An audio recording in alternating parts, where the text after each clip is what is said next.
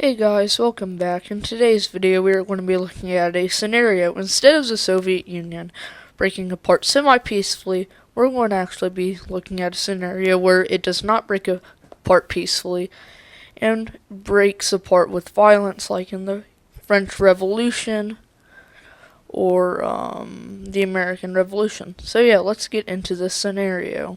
Instead of starting with the breakup of the USSR, let's actually look at the breakup of the Warsaw Pact first, then how the USSR is going to collapse. And to start the scenario, we are going to be starting in 1986 when the Chernobyl disaster happened. It massively embarrassed the Soviet Union, which I think may lead into some of their puppet states breaking away. Like I think this is Silesia. It's this or that Silesia. We're going to see Polish Republican uprisings start to happen in major cities in Silesia and Krakow, which will soon spread to Warsaw, and soon all of Western Poland is going to be rebelling in support of a Republic of Poland, which is not communist and is a capitalist regime. We're going to see this start to take place in more of the south of Poland, but eventually they're going to start to hug on the border of the Czechoslovakia before Soviet troops will start to arrive. In Czechoslovakia was the success of the Poland Revolution. In Prague and Bratislava, we're going to start to see a Czechoslovakia Republic revolution, mainly being in Czechia, but also, like I said, in Bratislava, which is the current day capital of Slovakia, which will mainly just spread to the borders of Austria and eventually Poland, with them linking up to the Czech uprising. And the Czechs, they were actually invaded to be in the Warsaw Pact, because after the war they were not in the Warsaw Pact or anything. They were invaded by the Soviet Union later on to, mainly just get an advantage.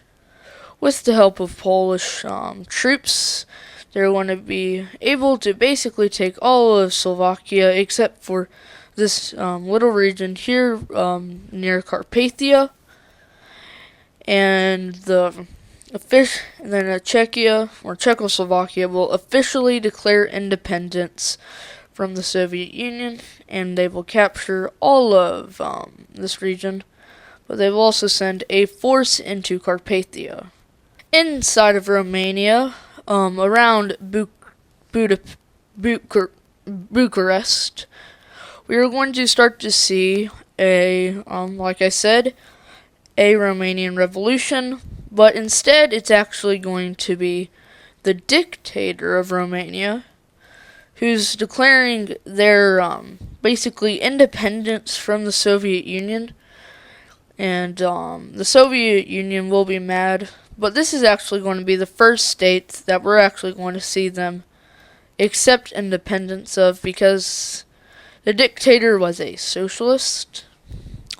But this is not going to stop them from invading Moldova, SSR, and the Ukrainian SSR, which will go pretty successful, as now the Soviet Union will unrecognize their independence. But by now it's already too late, as the Ukrainian SSR has been invaded and the Moldovan SSR has been fully captured under Romanian troops. In Hungary, the Soviet Union will tell their troops to start to invade mainly just Transylvania, which will be pretty successful, as Transylvania has some majority Hungarian and German regions, which them trying to also invade outer Slovakia, which will fail pretty badly, as Soviet troops will arrive on the front lines and start to kick the rebellion back out of the Moldovan and Ukrainian SSR.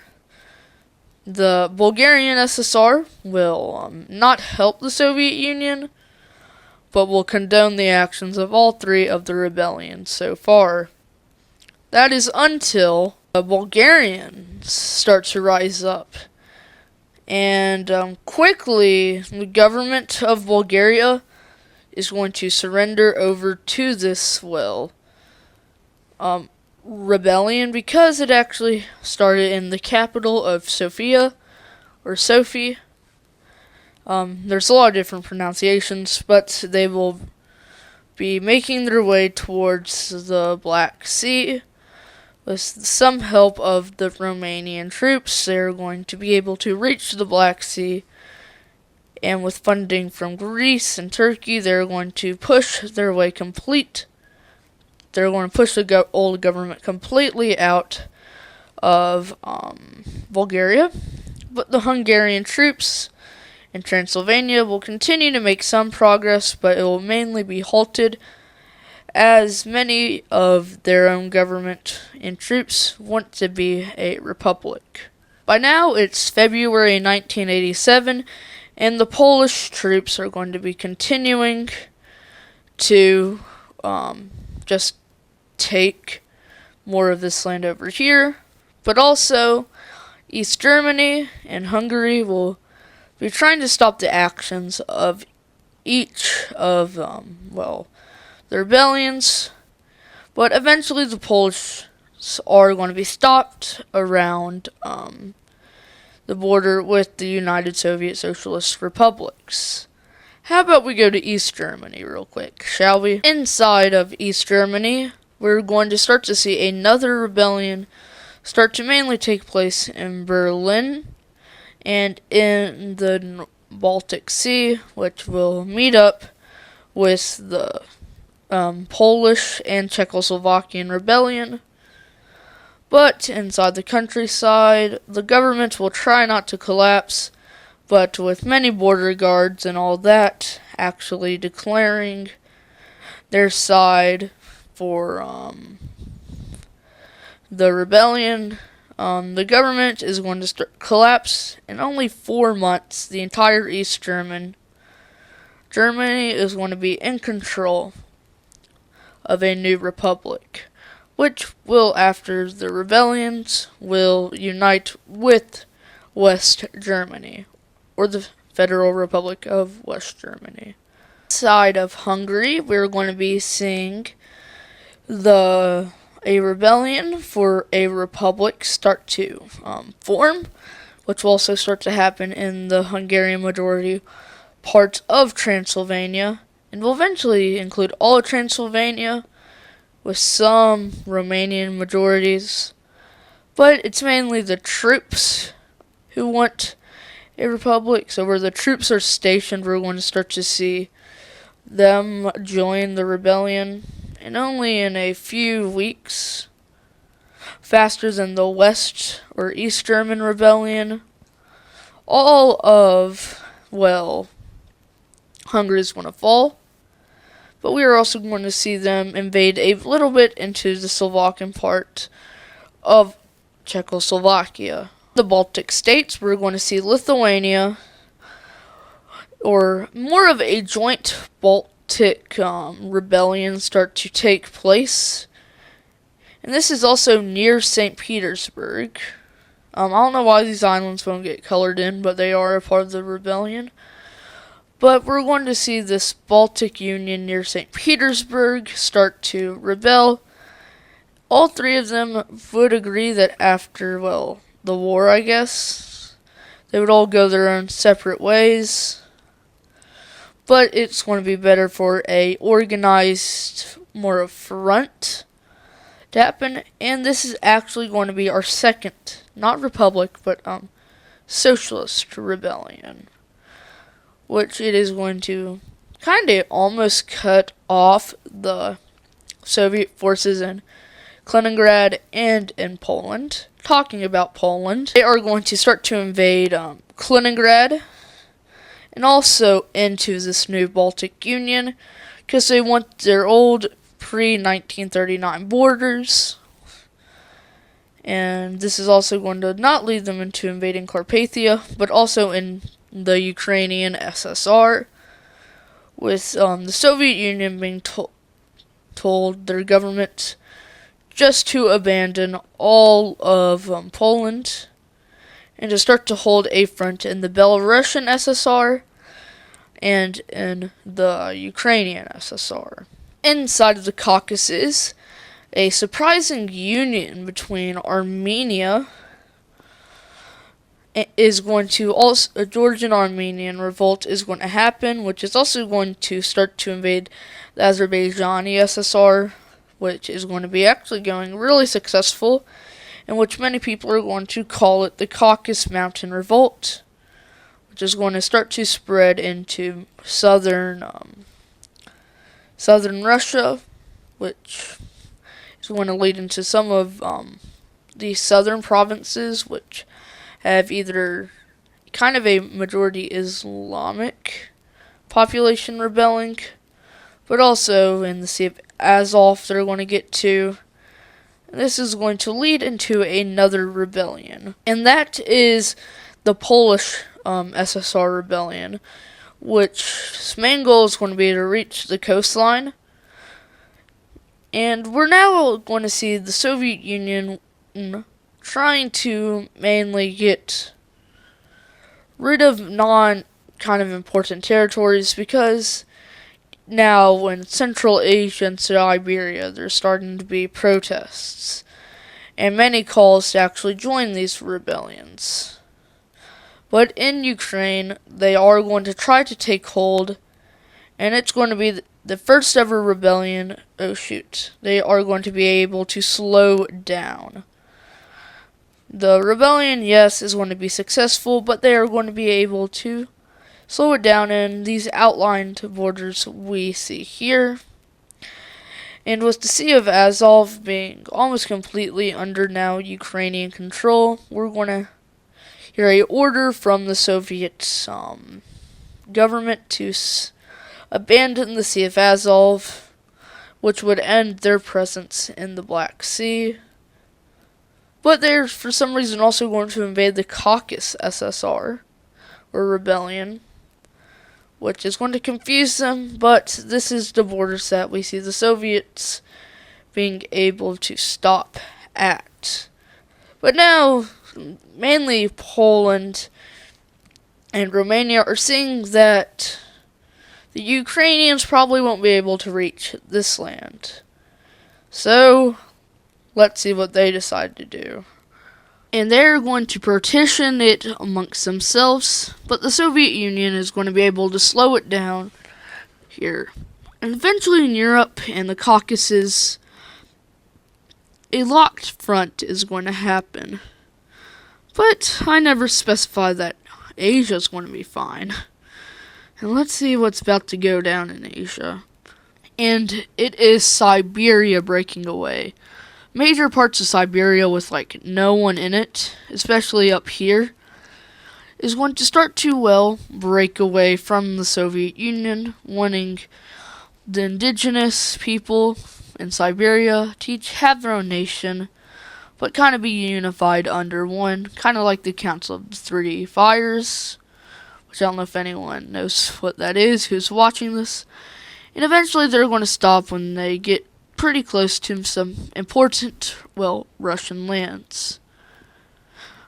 But they are going to be able to take Sakhalin and parts of Outer Manchuria. In Outer Manchuria and Sakhalin, we're going to see a Japanese force taking the south of Sakhalin, and a Chinese force starting to invade Outer Manchuria, which is going to take some of the only majorly populated lands in the far eastern outskirts of the Soviet Union. Sorry if I use the Soviet Union and Russia interchangeably, but they've also launched their invasion of Mongolia, which is going to be successful, because Mongolia, for some reason, did not decide to leave the Soviet Union here and actually stuck it out for them. I know, it shows forces in the borders. I'm not trying to, but it kind of plays out like that. And eventually China's going to stop invading the Soviet Union. But inside of Central Asia, Central Asia has many ethnicities, languages, and religions. or it's mainly Islam, but still, a little joint force is going to actually start to form up here.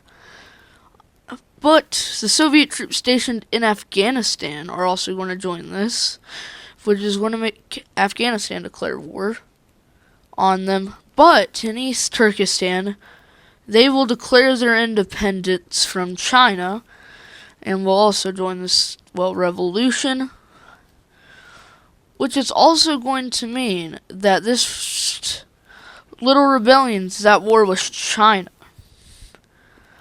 But China will start a little pushback, but with how mountainous this terrain is, they're mainly just going to have to let it happen because China, and so far, does not have the best economy in the 1980s, and it's now officially 1988 in July.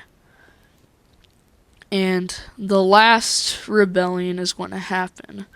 And it is what is this? I know the name of this peninsula, but this peninsula, which is more Nordic than Russian, is going to declare their independence, and it's going to take the northern territories until the Soviet government will sit down at a table and discuss a treaty which will end the rebellions. And for the treaty of today's video, we're just going to see Bulgarian independence, Hungary gaining Greater Slovakia and Transylvania, Romania gaining the Moldovan SSR and parts of the Ukrainian SSR, like here, but also here. The Polish SSR will get Kaliningrad, the Kaliningrad Oblast, and the old 1939 borders, plus the borders here, which were occupied by the Germans, and I forgot it. The 3 Baltic states, like I said, would break apart. The Ukrainian SSR will still not have that land, but they will also not have this land, but they will have all the Sea of Azov and Crimea. I forgot what this group is called. They're going to gain independence. Oh yeah, and the Germanies reunify. Inside of Asia, we're going to see a Greater Kazakhstan be formed. You're going to see Siberia. And then since China invaded Mongolia and Outer Manchuria, they're going to, annex that. But they will split Sakhalin with Japan, and Japan will get this little peninsula. This little group, like I said, I forgot the name. In modern day, it's trying to secede from Uzbekistan. It will gain its independence, but because of that, Uzbekistan will gain Tajikistan. Oh, I probably need to erase this here then. Not that. This. Yep. No, actually, all 3 would stay. Never mind. But Turkestan, South Ossetia, this little thing gains independence, but a Georgian-Armenian union happens. They don't even speak the same language, but that will still happen. Azerbaijan gains independence, Siberia gains independence, and that's going to be it for today's video. Make sure to like and subscribe, and bye.